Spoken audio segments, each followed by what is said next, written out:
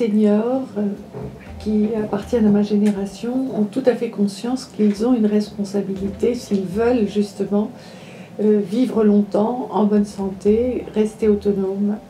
Et ils doivent absolument prendre soin de leur corps. Ça veut dire donc un suivi régulier avec un médecin.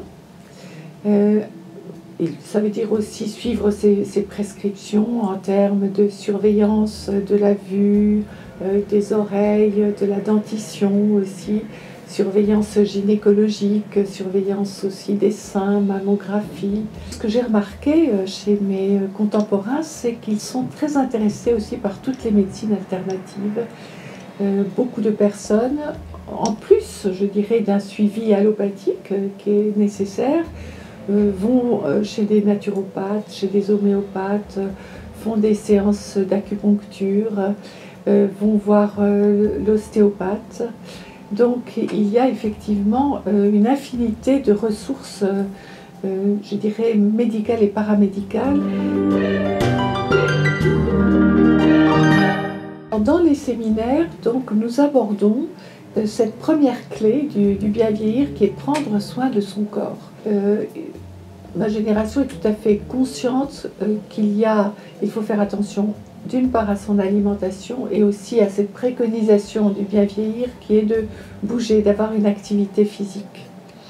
Alors, en termes d'alimentation, ce que j'ai remarqué, c'est que, bien sûr, on privilégie au niveau du régime alimentaire les fruits, les légumes.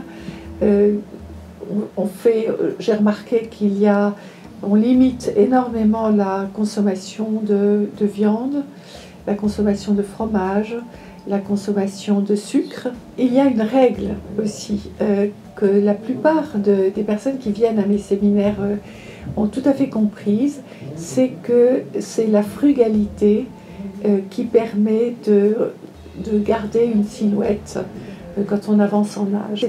Et puis il y a une autre règle qui est aussi de manger lentement. Il y a une conscience de ce qui n'est pas bon pour le corps.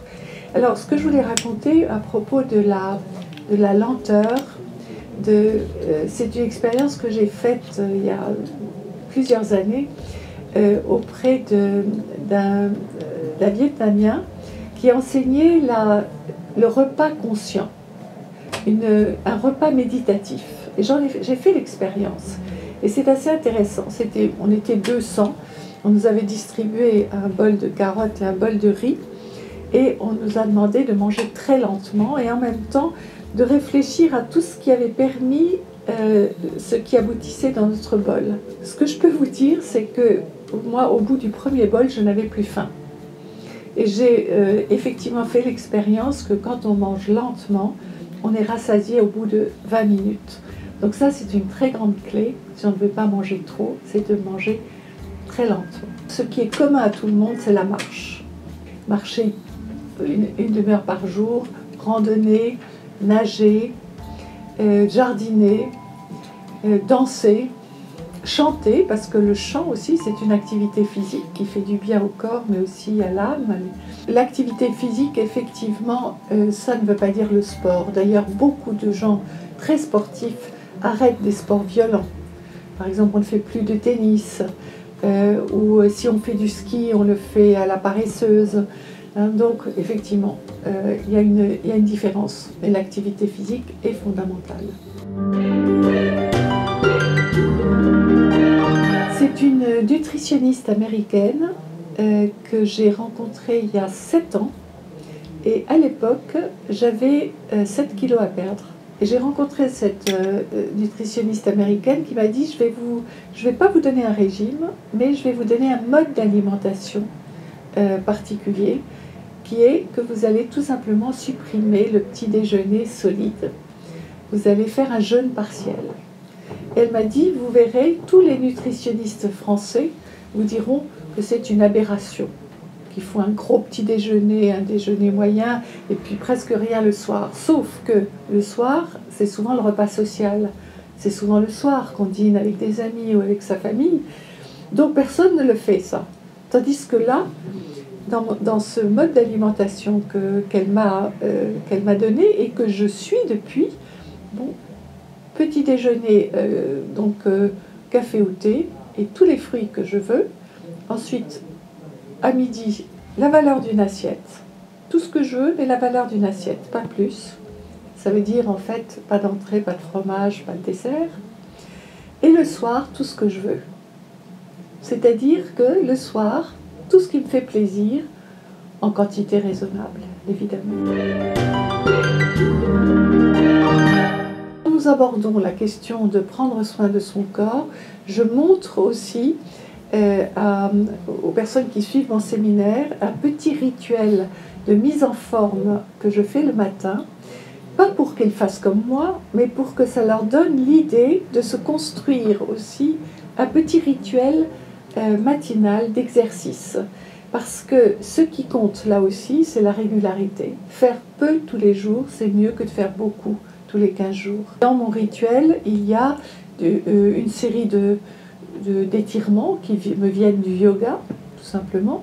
Il y a ensuite un geste qui me vient de la tradition zen, qui est un geste conscient dans lequel finalement on prend conscience de son axe. Et vous savez que dans la tradition japonaise, habiter son corps est important. Donc c'est un geste qui permet de commencer sa journée en étant bien dans son axe.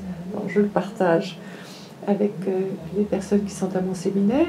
Et puis ensuite, je leur enseigne une visualisation qui me vient du médecin du Dalai Lama et qui consiste à scanner l'intérieur de son corps avec de la lumière. En fait, on envoie à ces cellules une information qui est de la lumière, donc de l'énergie. C'est une façon de les remercier, de travailler pour nous silencieusement. Et il y a une quatrième chose aussi, voilà, que j'enseigne maintenant dans mon séminaire. C'est quelque chose que j'ai appris en Chine auprès d'un maître Qigong. C'est un lifting naturel du visage. Alors, évidemment, qu'est-ce que c'est? Ça veut dire un massage du visage.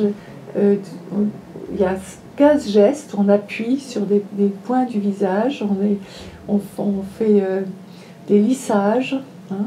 C'est-à-dire au fond des choses que font souvent les esthéticiennes, hein, c'est peut-être pour faire circuler. Mais c'est très intelligemment fait et moi je le pratique aussi, je l'ai enseigné aussi aux personnes qui suivent mes séminaires et je sais qu'il y en a beaucoup qui l'adoptent.